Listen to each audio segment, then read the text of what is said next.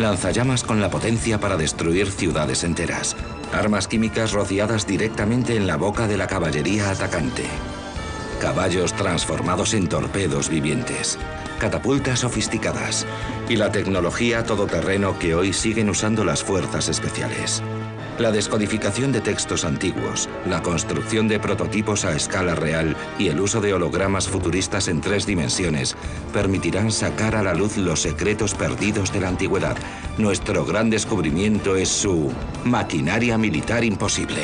Este ha sido uno de los experimentos más exitosos que he hecho para grandes descubrimientos. Grandes descubrimientos. Maquinaria militar imposible.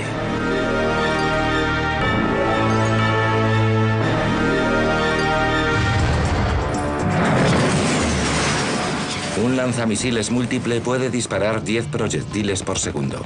Es un arma bien asentada en los campos de batalla modernos. Pero los investigadores han descubierto una misteriosa referencia antigua a un lanzamisiles anterior con una capacidad de tiro casi igual a la actual, aunque este tiene 2000 años de edad. Perdida y olvidada hace mucho en textos chinos antiguos, se halla una extraña referencia a una catapulta múltiple capaz de lanzar más de 8 proyectiles por segundo. ¿Podría ser que los antiguos chinos hubiesen inventado un arma capaz de desafiar al lanzamisiles moderno? En el año 200 después de Cristo, China era una nación sumida en la guerra civil. Los gobernadores hacían grandes esfuerzos para proteger a sus súbditos de las agresiones. Los chinos siempre han sido muy buenos en la construcción de ciudades fortificadas. Esa es la razón de que empleasen recursos enormes a la resolución del problema de la destrucción o conquista de esas defensas. En el pasado, la guerra de asedio consistía en conseguir agotar al enemigo. Para recargar esta catapulta hacen falta 20 minutos. ¿Qué hacían los antiguos para acelerar este proceso y aumentar mucho más su ritmo? Un texto escrito por el antiguo inventor Ma Yong en el año 232 después de Cristo describe un prototipo de catapulta que poseía la mayor capacidad de tiro del mundo antiguo. Según las fuentes históricas, contaban con una enorme noria de madera que usaban para crear una fuerza centrífuga que lanzaba los misiles colocados sobre los extremos de las cuerdas. Cuando cada proyectil alcanzaba el ápice de la rueda, una cuchilla cortaba la cuerda y el misil salía disparado. ¿Funcionó el prototipo de verdad? Ignorante de cómo y cuándo se usó esta arma, si es que alguna vez fue así, el modelista especializado en la antigüedad Richard Winley está ensamblando la máquina. Para ello ha creado un modelo a escala real para averiguar si funcionaba. Esta es otra de esas piezas de las que solo tenemos unas referencias textuales escritas muy vagas. Ma Yong no especifica qué tipo de proyectiles se utilizaban. Pero como la capacidad de tiro era su característica más importante, los arqueólogos piensan que los misiles deberían ser relativamente baratos de producir y estarían hechos de simples piedras lanzadas a gran velocidad y a un ritmo muy rápido. La primera prueba es, por tanto, con una sola piedra. En este modelo, debido a su tamaño, tenemos que generar velocidades muy altas. Cuanto mayor sea la noria, tanto más lento rotará, así que si tenemos una de entre 3 y 4 metros, probablemente una revolución por segundo baste. Richard tiene la intención de hacer girar la noria a 3 revoluciones por segundo, una magnitud que lanzará las bolas a 165 kilómetros por hora. El primer disparo es potente, pero el alcance es corto, tan solo 15 metros.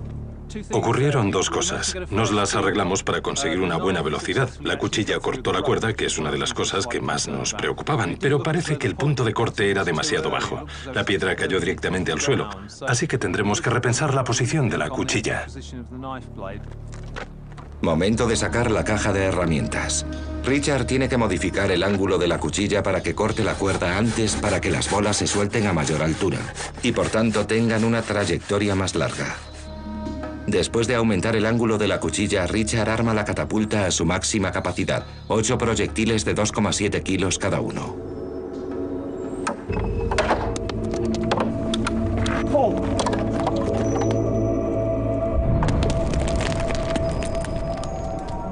Esta vez el alcance fue mucho mayor y parece ser que los misiles están mejor lanzados que antes. 8 bolas de 2,7 kilos viajando a 130 kilómetros por hora proporcionan una energía de 16 kilojulios. Según la mecánica, esto parece una buena idea. Si aumentamos el tamaño de la catapulta hasta que alcance las dimensiones que se supone usó Mayón, tenemos posibilidades de lograr un arma viable. La investigación prueba que, de haber sido usada, la catapulta habría sido eficaz. Los chinos eran muy meticulosos a la hora de registrar sus inventos. Y existen muchos manuales militares, publicados a partir del siglo XI, que describen una gran variedad de catapultas. Que esta no figure en estos manuales es una constatación de que nunca fue utilizada. Parece ser que el mayor problema es que el marco y la base pesaban tanto que una vez montada resultaba imposible cambiar su orientación. Cada vez que cambiaban el blanco, tenían que mover la máquina y configurarla de nuevo. Una tarea mastodóntica. En ocasiones, los investigadores se han topado con pruebas de armas antiguas tan buenas como un plano moderno. Una de ellas proviene de la antigua Grecia y describe una máquina que, a pesar de su novedad, se vale del miedo más primario de los hombres. El fuego es uno de los primeros sistemas de armas que se usan, incluso en el siglo XXI. Si prendes fuego a alguien, lo eliminas del frente. Una vez que alguien está ardiendo, queda eliminado y sus compañeros también, porque están apagándolo para evitar que las llamas acaben con él. La máquina más antigua conocida que se valía del poder mortífero del fuego se remonta a hace más de 2000 años y se usaba no solo contra tropas, sino contra una ciudad entera.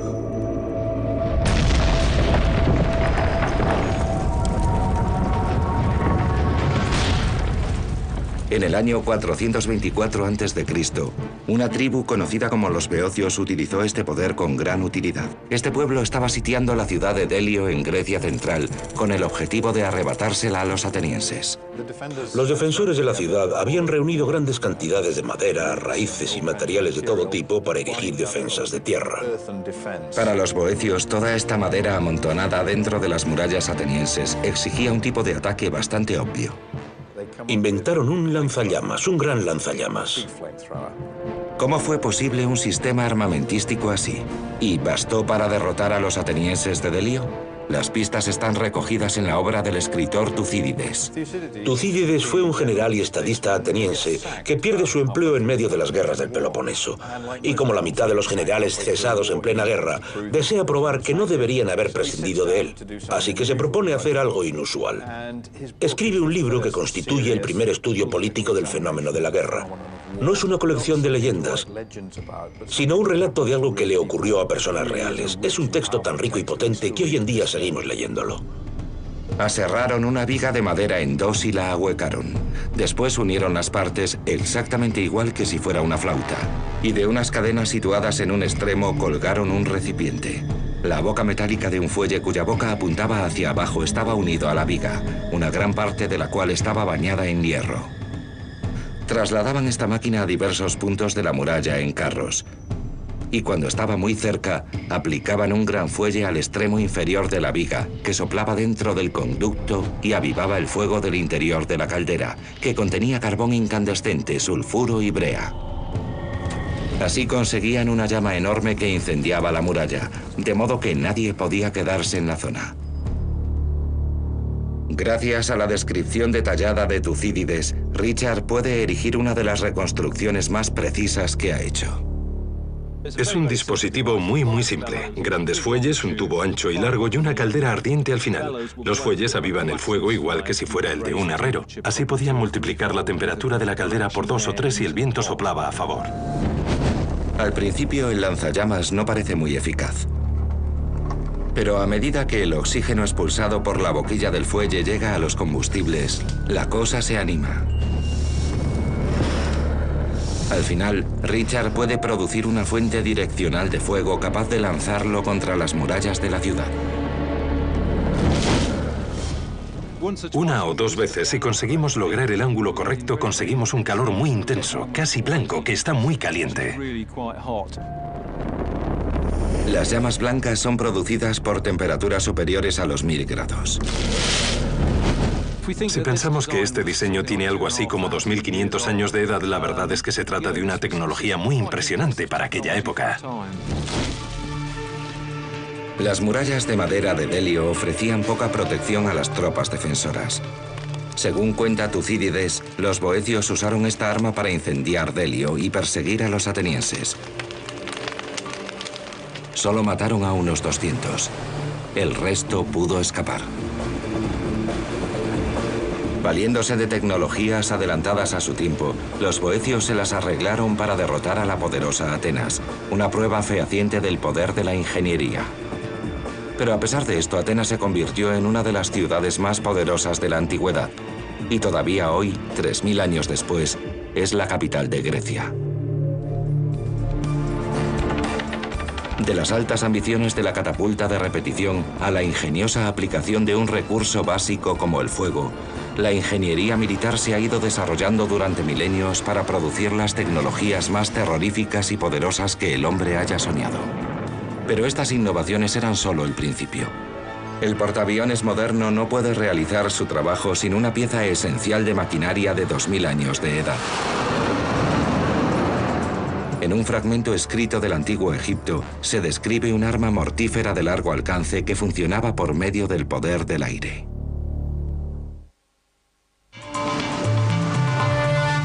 El moderno portaaviones, el arma bélica más poderosa. En sus operaciones se vale de una tecnología desarrollada en el antiguo Egipto hace más de 2000 años. ¿Cómo es posible? Richard Winley, experto en tecnología antigua, está investigando un texto olvidado que trata de los orígenes de esta técnica sencilla pero potente. En la antigüedad, la catapulta era el principal recurso tecnológico de la carrera de armas. Poseía la capacidad de almacenar y liberar mucha más energía que la que podía desencadenar un solo hombre. La energía almacenada se conoce como energía potencial.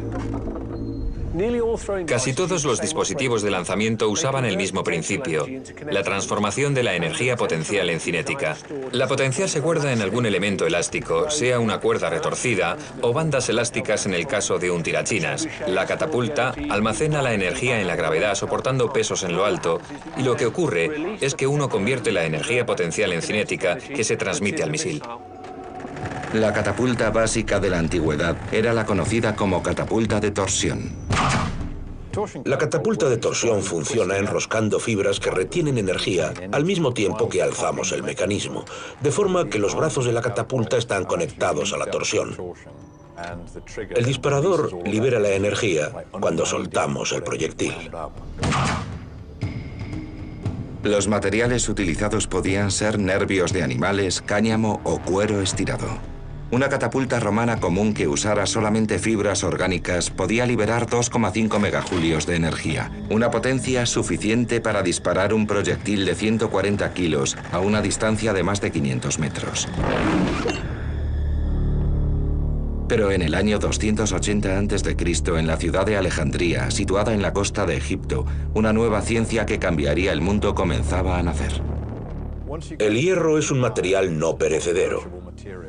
Con él consigues unos resultados más fiables, porque no estás lidiando con nervios, cáñamo o fibra, materiales perecederos que se deterioran rápidamente con el uso. La habilidad para trabajar el hierro con precisión permitió la creación de sellos herméticos en los sistemas neumáticos. En la actualidad, en el mundo moderno, tomamos los neumáticos como algo dado. Todos los autobuses y camiones en los que viajamos tienen frenos neumáticos. Fragmentos escritos del antiguo Egipto ya insinuaban el anhelo de usar esta fuerza para la guerra. La idea de que alguien pueda aprovechar los neumáticos para construir un dispositivo de lanzamiento de misiles sobresale como algo adelantado a su tiempo. Hoy los científicos pueden usar estas menciones antiguas para construir un modelo de esa máquina 2000 años después de que viera la luz. El diseño permite conocer los primeros pistones de la historia. El pistón utilizado por Tesibio es el primer ejemplo que conocemos. Si nos fijamos en este, Observamos que es un cilindro con un extremo suelto. Si lo sacamos y metemos, el gas que tiene dentro se comprime. Cuando comprimimos el gas, las moléculas del aire son empujadas unas contra las otras. La presión aumenta y entonces las moléculas luchan por separarse. Esto crea una fuerza que actúa en el pistón para que regrese a su posición inicial. Si lo soltamos, comprobamos que salta para volver a su estado original. ¿Pero poseía un pistón primitivo la potencia suficiente para lanzar un misil? El experto en tecnología antigua Richard Winley ha creado una réplica de una máquina vista por primera vez en los desiertos de Egipto hace miles de años. El brazo del pistón sale por aquí. Es una especie de mango conector del pistón. Y ahí tenemos una gran leva conectada al brazo de la catapulta y ubicada en una posición retrasada. Si tiramos de los brazos de la catapulta, podemos observar cómo las levas funcionan empujando los pistones. Este procedimiento comprime el aire y nos proporciona un impulso. Y todo utilizando solamente la fuente de energía que se halla a nuestro alrededor, el aire. Esta catapulta puede lanzar proyectiles de 35 centímetros hechos de un astil de madera rematado por una punta metálica.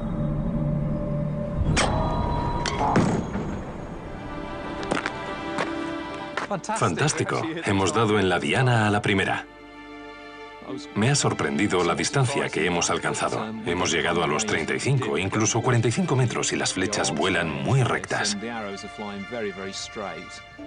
La altura o trayectoria es un asunto un poco más complicado, pero sería posible perfeccionar el sistema y probablemente alcanzar un blanco de 1 metro cuadrado situado a 55 o 65 metros.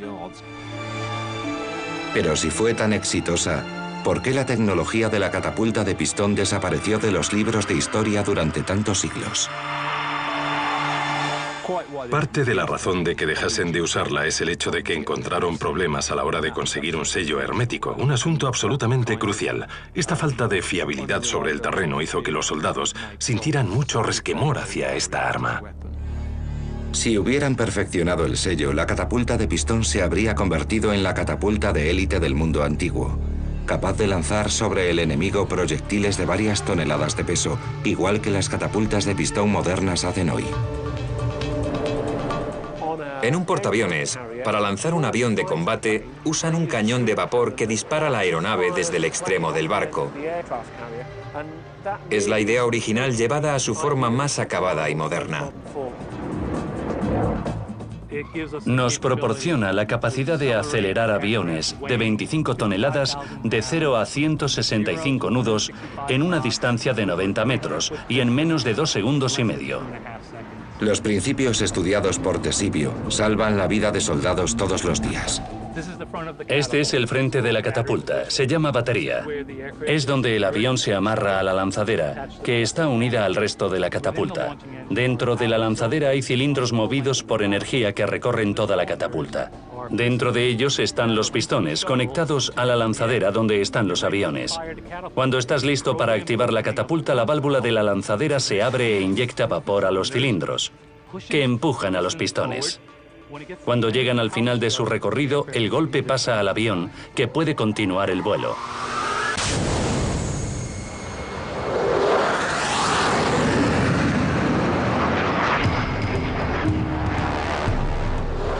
La idea del pistón era demasiado buena para ser abandonada, pero algunas tecnologías antiguas eran tan estrambóticas que parecían completamente inútiles.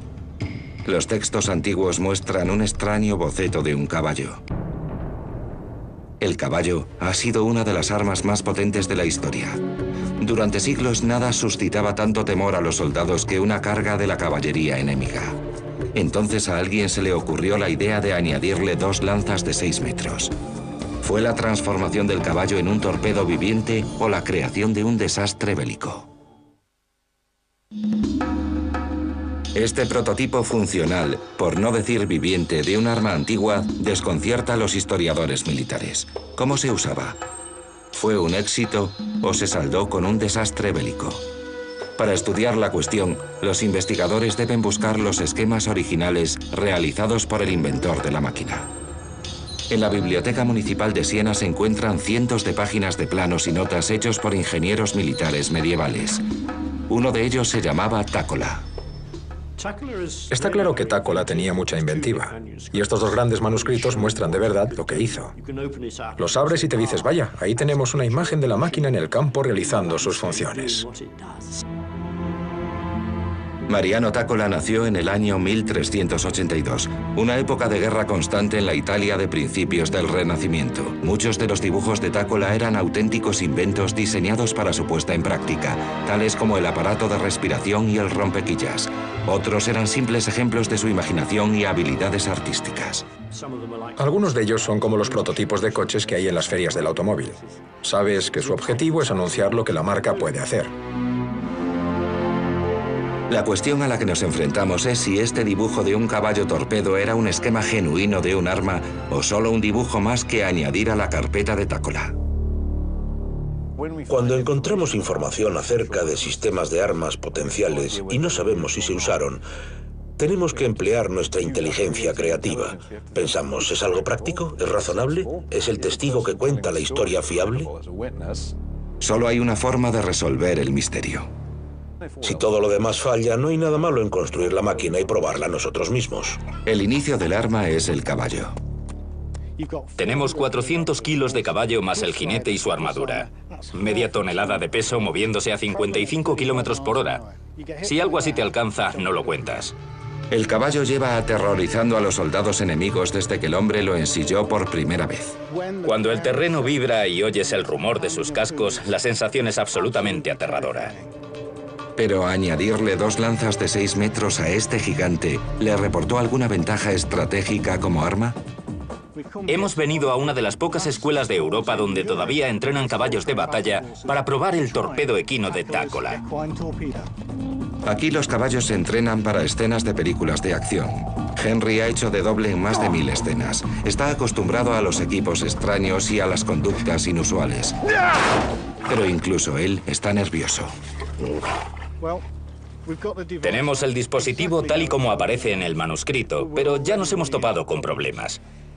Este es el caballo de batalla más dócil y pacífico que puedas encontrar, pero se siente incómodo con estas barras tan cerca de su nariz. Si la dé a la cabeza, golpea las barras, cuyos extremos posteriores se arrastran por el suelo. Por una parte, esto es estupendo porque evita que el caballo recule. Nos interesa que avance sin cesar y no queremos retroceder dentro de nuestras propias filas, pero impone una barrera delante de su nariz. Para que este caballo cargue contra el enemigo deberíamos colocarle un acicate al rojo vivo aquí, algo que no vamos a hacer. Los caballos se valen de la visión para guiarse en el campo de batalla. El arma de Tácola conlleva la colocación de una barra justo delante del campo de visión del animal. Un caballo que no ve no puede cargar. Todo es muy problemático. Terminará parándose en seco.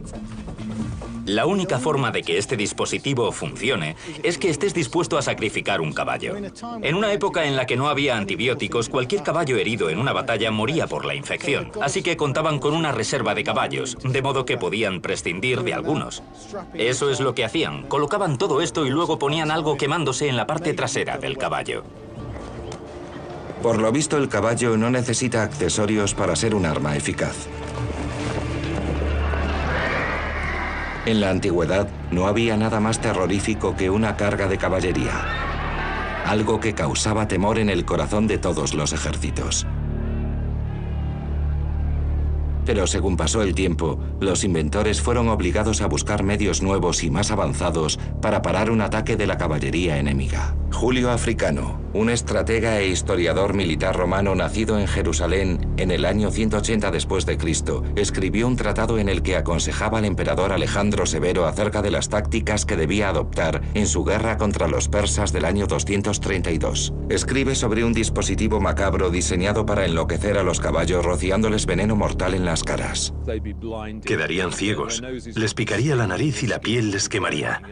Los jinetes perderían el control y por tanto su eficacia militar. Africano se refiere a un veneno superior a todos los demás métodos de ataque y más eficaz que las flechas. No especifica la droga usada, pero los historiadores han sugerido que el sospechoso más probable como fuente del veneno es una planta conocida como euforbia. Sin embargo, todavía no se han realizado experimentos para probar si esto era cierto. Hasta ahora. El Jardín Botánico de Kew en Gran Bretaña es el principal centro mundial de toxicología. Aquí la profesora Monique Simon cree que los agentes tóxicos activos se hallan en la savia de esta planta, una especie conocida como látex. Si este látex se te mete en los ojos, es terriblemente doloroso.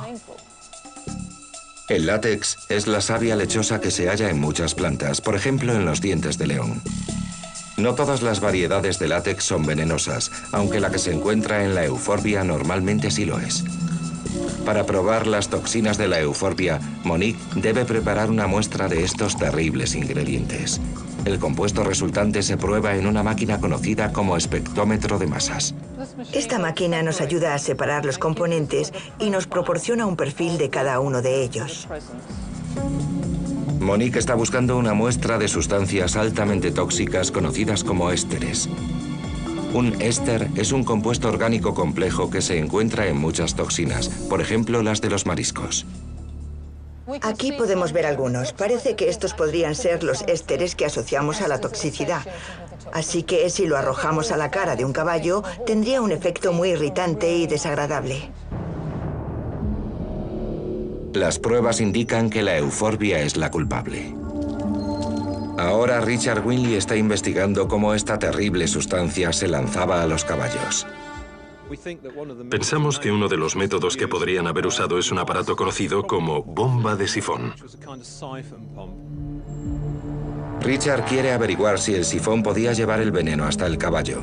Y lo que es más importante, mantenerlo alejado de él. Por el texto de Africano sabemos que esta pistola era empleada por hombres ubicados en la primera línea. Ellos rociaban el veneno sobre los hocicos de los caballos una vez que se habían acercado a ellos. Los caballos enloquecían y tiraban a sus jinetes, quienes, estorbados por sus pesadas armaduras, serían fácilmente capturados o muertos. Bueno, ha sido un experimento muy interesante. Sabemos lo tóxico que es por los experimentos en el laboratorio, pero creo que ahora hemos demostrado que tenemos un sistema de suministro del veneno que lo proyecta 6 o 7 metros. El problema, y esto siempre ocurre con las armas que arrojan veneno, es que un cambio repentino en la dirección del viento ocasionaría un lío tremendo en tus propias filas. Es algo que debemos tener en cuenta. En las manos adecuadas y con viento favorable, la pistola de envenenamiento de caballos esparcería su contenido letal entre las tropas de la caballería persa. Pero los conocimientos químicos de los antiguos podrían producir resultados aún más llamativos a una escala mucho mayor.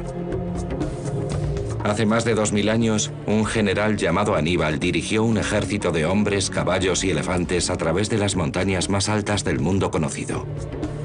A veces lo hizo subiendo por ellas. Otras veces, donde los precipicios hacían el terreno impracticable, usó una fórmula secreta y olvidada que disolvía las rocas ante sus ojos. Este ha sido uno de los experimentos más exitosos que he hecho para grandes descubrimientos.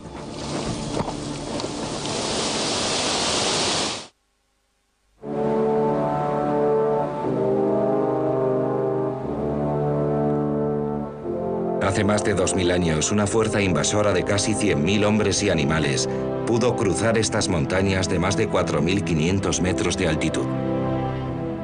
En la antigüedad y también en el mundo moderno, la mejor forma de definir las fronteras nacionales es el uso de accidentes geográficos fijos y evidentes. Las naciones dependían de estas fronteras naturales y confiaban en que ningún general en su sano juicio intentaría llevar a cabo un ataque a través de estos picos imposibles. Una cadena montañosa es difícil de cruzar, está a mucha altura y hace frío. Es difícil y peligrosa. La verdad es que impone una barrera estratégica enorme para el movimiento de grandes ejércitos. En el año 218 a.C., Aníbal comandó una gran fuerza invasora de 80.000 hombres, 10.000 caballos y 38 elefantes de guerra a través de los Alpes. Su objetivo, Roma, su enemiga mortal.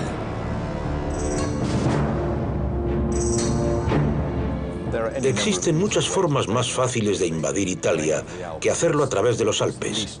Esta es la opción más difícil.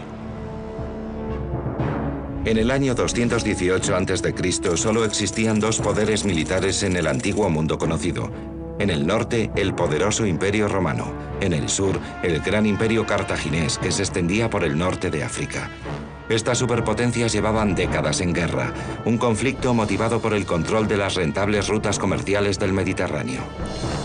En su afán por destruir Roma de una vez por todas, Aníbal el Cartaginés ideó un plan atrevido. Atacaría desde el norte, trasladando su expedición a través de las montañas más altas del mundo conocido. Estoy acostumbrado a las montañas, pero estas me producen estupor. John Naylor es un experto en tácticas y equipos militares antiguos, además de un antiguo y experimentado escalador militar. Aunque lleva pocos minutos en la montaña, ya se está percatando de la magnitud del logro de Aníbal. Incluso con equipo y ropa modernos, los Alpes pueden ser un lugar mortal.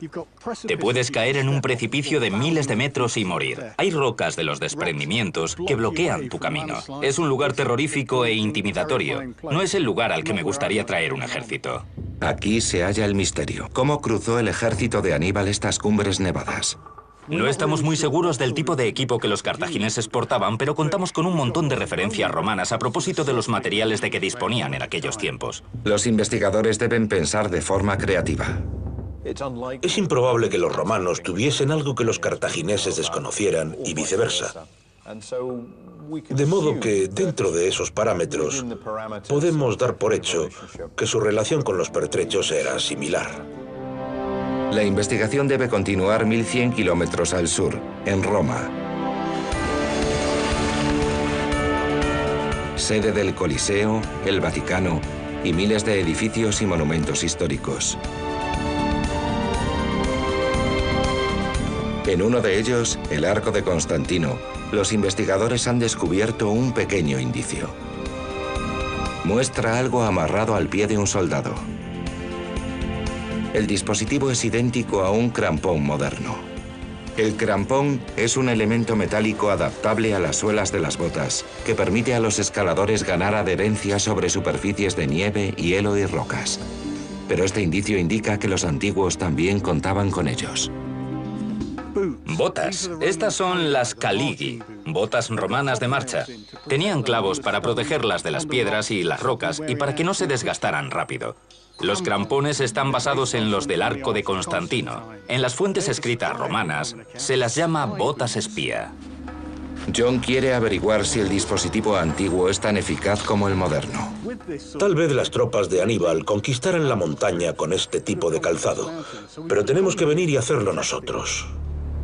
Pierre, un escalador alpino experimentado, se asegura de que la cinta de aseguramiento de John está bien fijada antes de intentar la difícil escalada de la pendiente helada. ¿Tendrá John suficiente agarre con el calzado espía romano para llegar a la cima?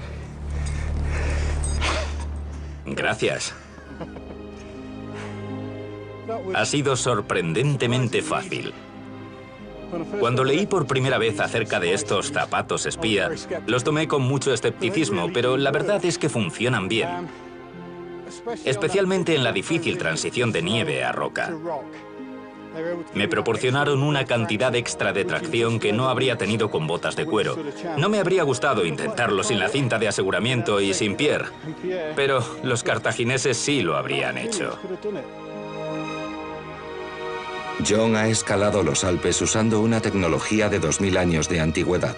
Los prototipos del equipo que las fuerzas especiales usan hoy. Aníbal se las arregló para franquear estos Alpes y nosotros hemos demostrado que también es posible con el equipo más rudimentario, con agallas y decisión. Eran hombres de verdad, auténticos soldados. Pero después tuvo que enfrentarse a la mayor barrera. Algunos pasos eran simplemente impracticables.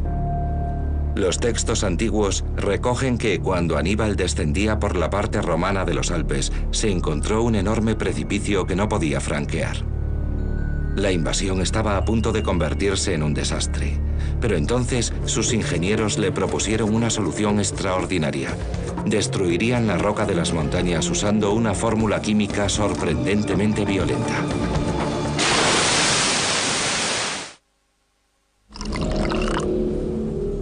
Los sofisticados laboratorios químicos del siglo XXI producen compuestos tan complejos que tardaríamos una hora entera en enumerar los ingredientes de uno solo.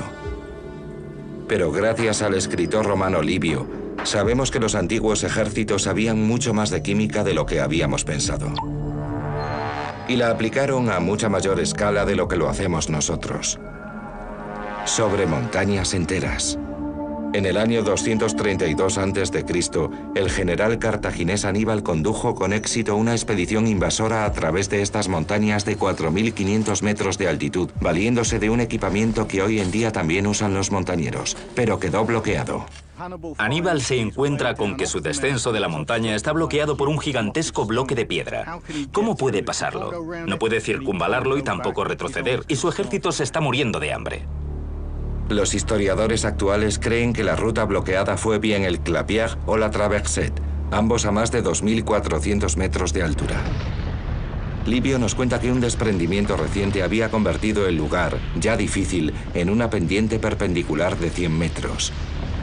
Una vertiente de piedra caliza completamente inaccesible.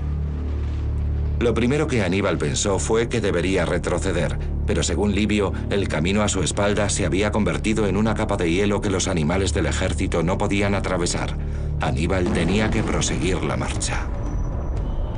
En la actualidad, los ingenieros usan dinamita para crear senderos y máquinas gigantescas para abrirse paso a través de los obstáculos. Aníbal usó el calor y su ingenio.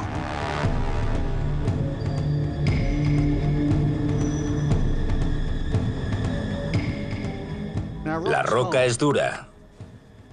Si la calientas, se expande, y si enfrías rápido, se contrae. Esta gran expansión y contracción las rompe y despedaza. Ahora mismo no puedo hacerle nada, pero si la caliento y la enfrío rápidamente, se torna en lo que llamamos friable, más blanda y fácil de quebrar. La mejor forma de probarlo es calentando una pequeña muestra con un soplete. Después la enfriaremos con agua.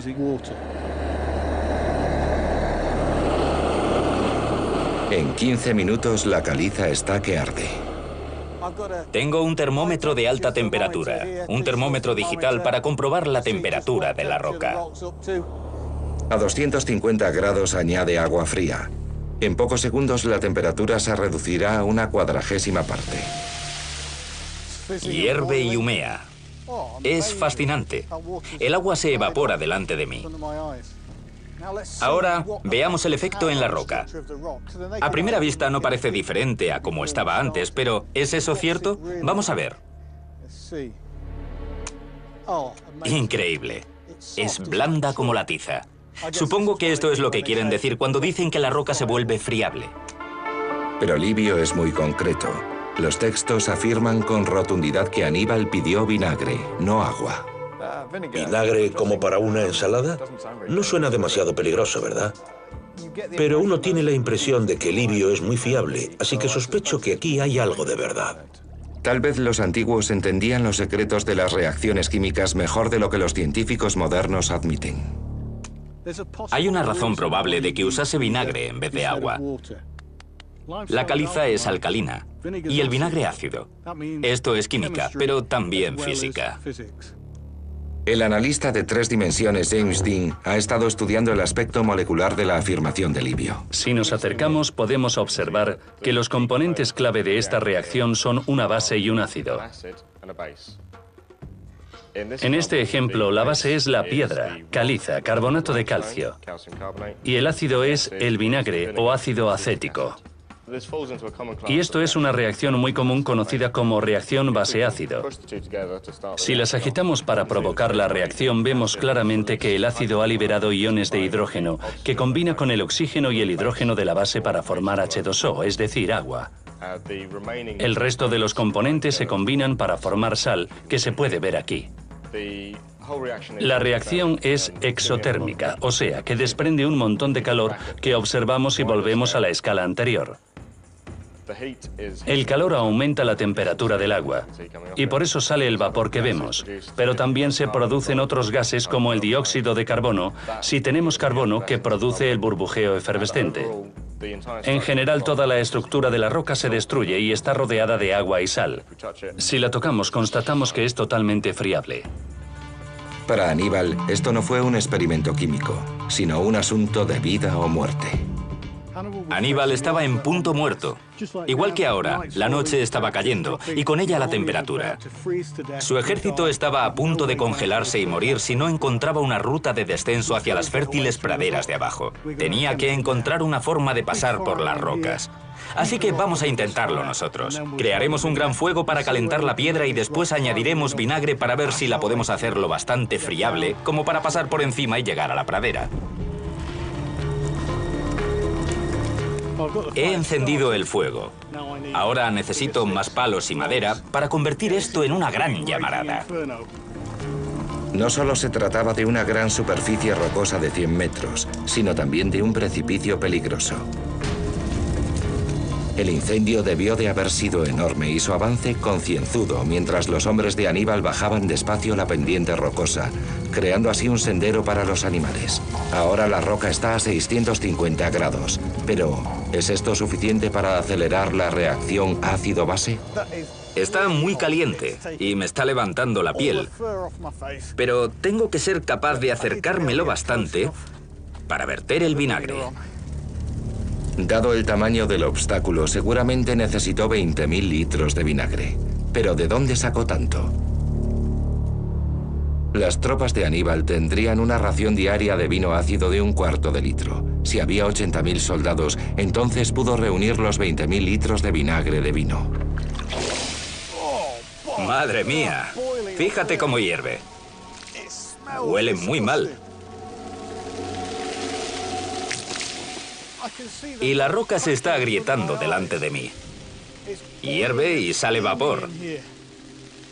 El ácido del vinagre me está quemando la garganta.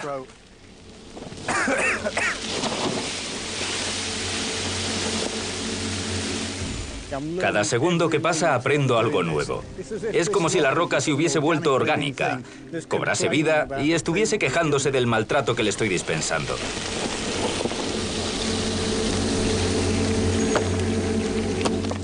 Me encanta cómo se quiebra. Ya no es un bloque, sino un conglomerado de guijarros sueltos. Igual que John, los hombres de Aníbal usaron picos y mazos para romper las piedras y poder practicar un camino en zigzag que minimizara la inclinación y permitiera que los animales de carga y los elefantes pasasen. Tras 4 días de trabajo y de casi llegar a la inanición, Aníbal lo había logrado. A golpe de explosiones se había abierto paso a través de los Alpes. Este ha sido uno de los experimentos más exitosos que he hecho para grandes descubrimientos. Uno concibe las montañas como objetos inamovibles, pero Aníbal las movió usando palos, aderezo para ensalada, trabajo duro e ingenio. Absolutamente impresionante. Aníbal se abrió camino por Italia, llegó a Roma e infligió al ejército romano la derrota más severa que sufriría en toda su historia. Pero aunque el cruce de los Alpes le permitió contar con el elemento sorpresa, esto también fue la causa de la caída de Aníbal. Resulta irónico que Aníbal usase la mejor tecnología que tenía a su disposición para culminar la tarea imposible de llevar a su ejército a través de estas montañas. Pero al hacerlo no pudo llevar consigo todos sus pesados pertrechos de guerra. Cuando llegó el momento de tomar ciudades usando fortificaciones, no contaba con las máquinas de asedio porque no las pudo llevar por las montañas, así que sus esfuerzos fueron inútiles. La tecnología le permitió llegar, pero después le cerró la puerta en las narices. Máquinas como la lanzadera de llamas de carbono, las catapultas y otros ingenios demasiado importantes para dejarlos atrás. Por eso la campaña de Aníbal fracasó. No consigue asediar ni capturar ciudades. Ahí está Roma, y ni siquiera llega a atacarla. Sea gracias al aprendizaje por medio de errores o de éxitos fulgurantes, los ingenieros de la antigüedad no diferían de los actuales. Los ingenieros antiguos se enfrentaron a los mismos problemas que nosotros tenemos hoy. Quieres ir más deprisa y llevar más cosas, pero usando menos recursos naturales. Esto es, quieres que las cosas sean más fáciles de hacer, que funcionen mejor y que una vez construidas duren más. Algunos inventos marcaron el punto de inflexión de grandes batallas que cambiaron la historia y contribuyeron a configurar el mundo en el que vivimos. Otros se pasaron de frenada y aunque hoy siguen asombrándonos, seguramente fueron inútiles en el campo de batalla. Mientras los secretos de la ingeniería antigua siguen saliendo a la luz, cuántas cosas que damos por sentadas se deben al ingenio de los antiguos y a su maquinaria militar imposible.